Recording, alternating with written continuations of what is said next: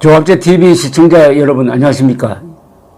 2019년 7월 1일 새벽입니다. 인터넷을 검색하다가 월요일마다 나오는 최보식 조선일보 선임 기자의 인터뷰, 최보식이 만난 사람에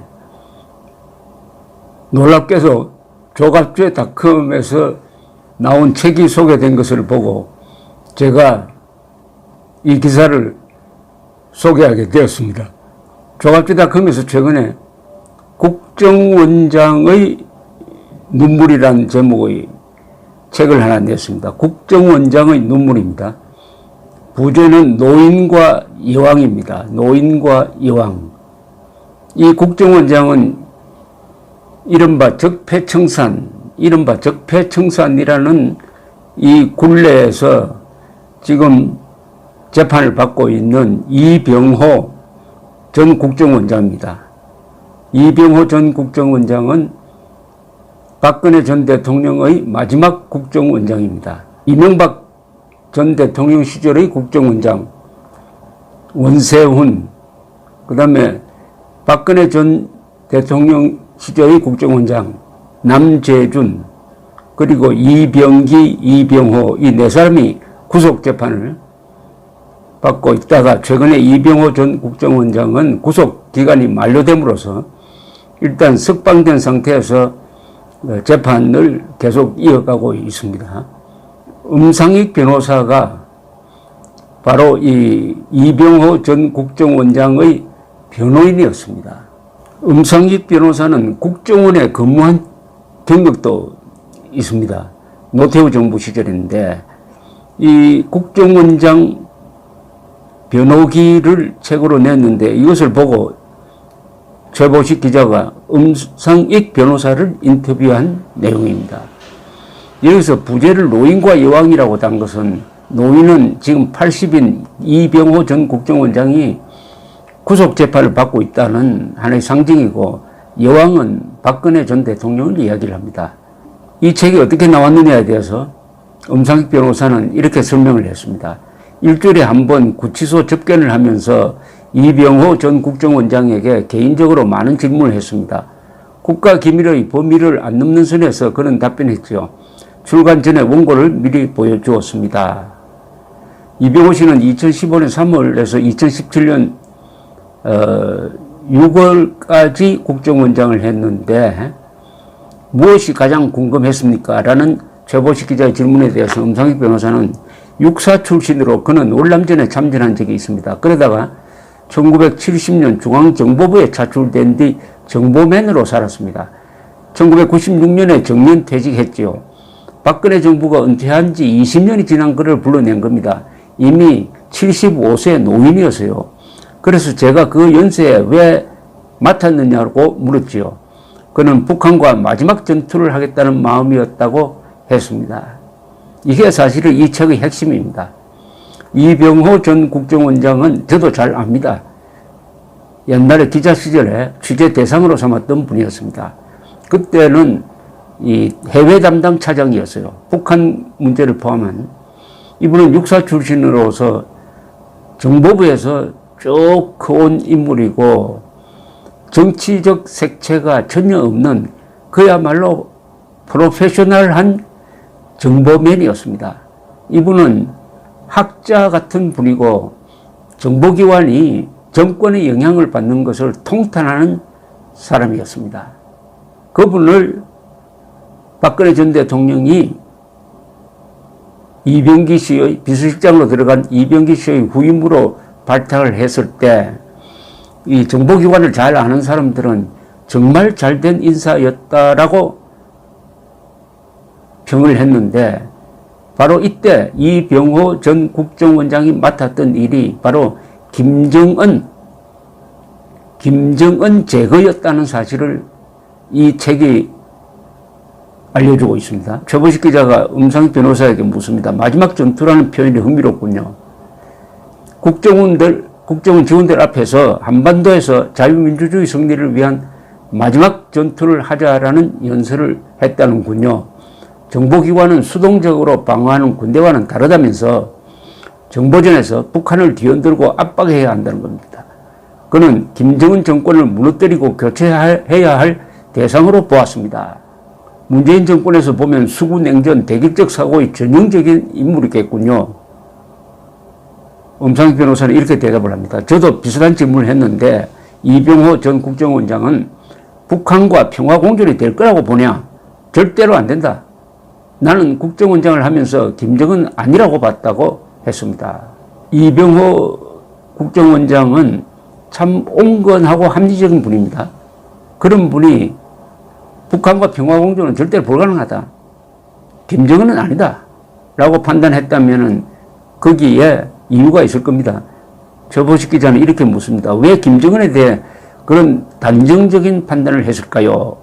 엄상익 변호인의 대답은 이렇습니다. 국정원장 재직 시절 위성사진을 통해 김정은이 고모부를 죽이려고 준비한 말뚝을 봤다고 하더군요.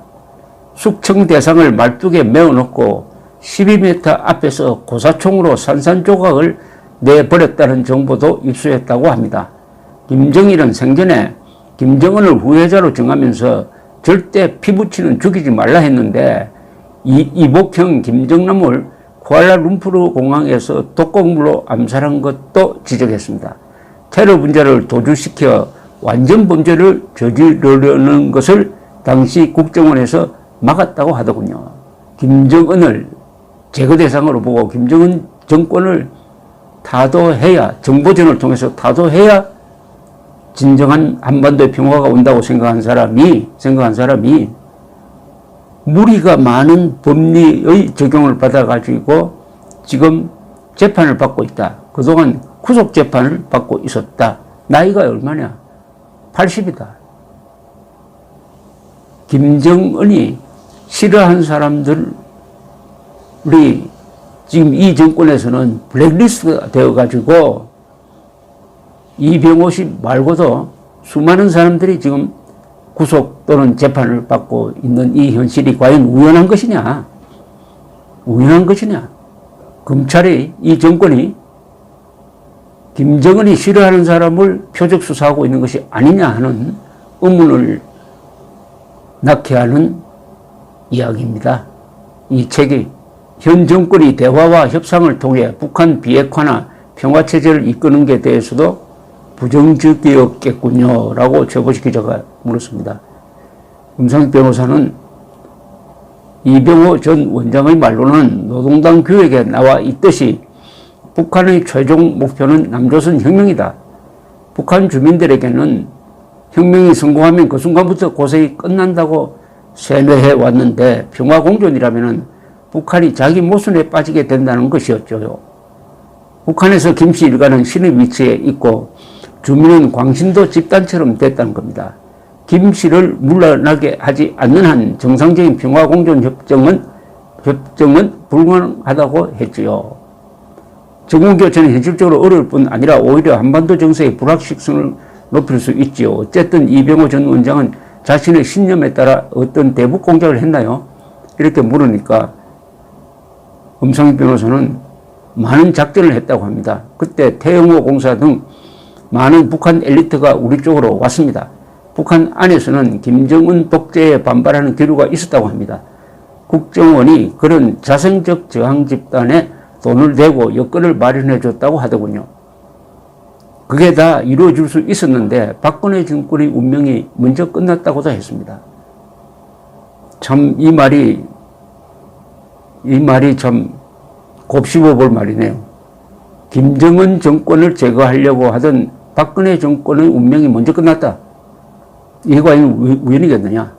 박근혜 당시 대통령을 탄핵하는 데 있어서 대한민국 안에서는 좌우 합작 비슷한 게 이루어지고 남북 간에는 남북 합작 같은 게 이루어져 가지고 선동 언론, 정치 검사, 정치 판사, 제왕적 국회의원 그리고 귀족 노조가 한국의 기득권 세력에 똘똘 뭉쳐가지고 박근혜 대통령을 탄핵시켰는데 그 배후에 김정은 정권의 작용은 과연 없었느냐 하는 커다란 의문보를 던지는 이야기입니다.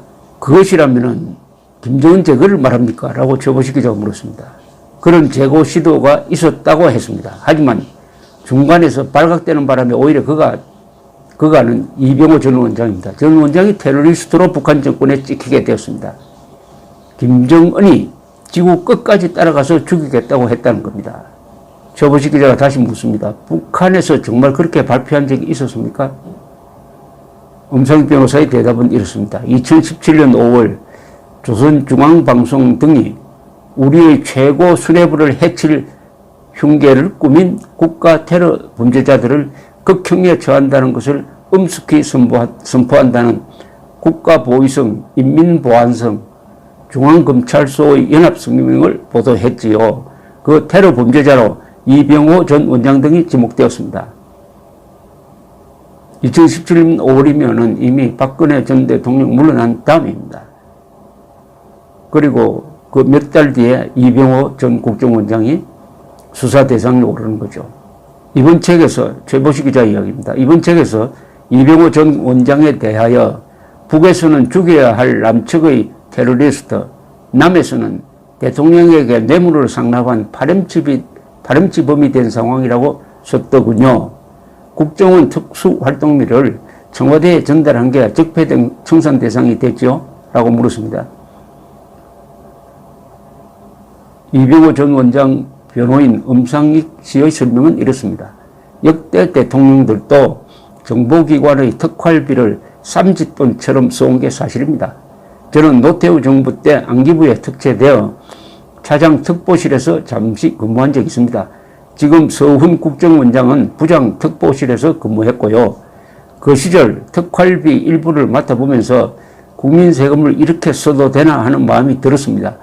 상급자는 장부나 사용 근거를 남기지 말라. 모든 걸 기억으로만 남겼다가 나갈 때 모두 잊어버리라고 주의를 주더군요. 그러나 현 정권이 이를 적폐로 삼은 것은 총론적으로는 옳다고 봅니다. 그러나 사법부가 이를 처벌하려면 정확한 법리로 해야 합니다. 죄형 법정주의니까요.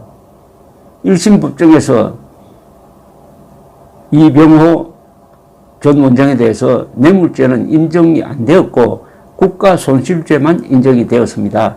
제가 항소심 변호를 맡아 국고손실죄 법리를 따졌습니다. 국고손실죄는 회계관계 공무원에게 적용되는 것인데 국정원장은 회계 책임자는 아니지 않습니까? 무엇보다 국고손실이 되려면 청와대에서 어떻게 사용했는지부터 밝혀져야 하는 겁니다. 이는 박 전 대통령이 답해야 하는 겁니다. 그래서 박 전 대통령에게 편지를 썼다는 겁니다. 엄상익 변호사가 진술을 좀 해달라는 편지를 썼는데 이 편지를 받고 박근혜 전 대통령이 또 답장을 해서 그게 재판부에 제출이 되었습니다만은 역시 항소심에서도 징역 2년 6월 및 자격정지 2년에 처해졌습니다. 특활비를 본래의 목적에 사용 안 하고 청와대에 지급한 것은 횡령에 해당된다. 그런데 이런 관례가 박근혜, 이명박 전 대통령 이전부터도 있었습니다. 그런데 거기에 대해서는 수사를 안 했어요. 그러면 불공평한 적용이죠. 이것은 제도 개선을 통해서 이루어져야지 사람을 잡아 넣는 것으로 이루어져서는 안 되는 것 아니겠습니까? 그래서 엄상익 변호사는 이렇게 이야기합니다. 이제 문재인 청와대도 더 이상 국정원 특활비를 쓸 수 없을 겁니다. 세금을 내는 국민 입장에서는 바람직한 결과입니다. 박근혜 정부의 국정원장 3명과 비서실장은 어떤 의미에서 제도 개선의 희생양이 된 셈입니다. 이렇게 담담하게 설명을 했습니다. 이 책을 통해서 이병호 전 국정원장 시절에 김정은을 제거하려는 국정원의 공작이 있었다는 사실을 알 수가 있고 그것과 이병호 전 원장이 무리한 법리 적용으로 구속 재판을 받고 있는 것과는 무슨 관계가 있느냐 하는 커다란 의문보를 제시하는 책이 국정원장의 눈물, 노인과 여왕이란 책입니다. 이 책을 구입하실 분은 월간조선 조갑제닷컴 722-9411에서 9412까지 전화를 거셔서 주문하시든지 서점에 가시면 되겠습니다. 감사합니다.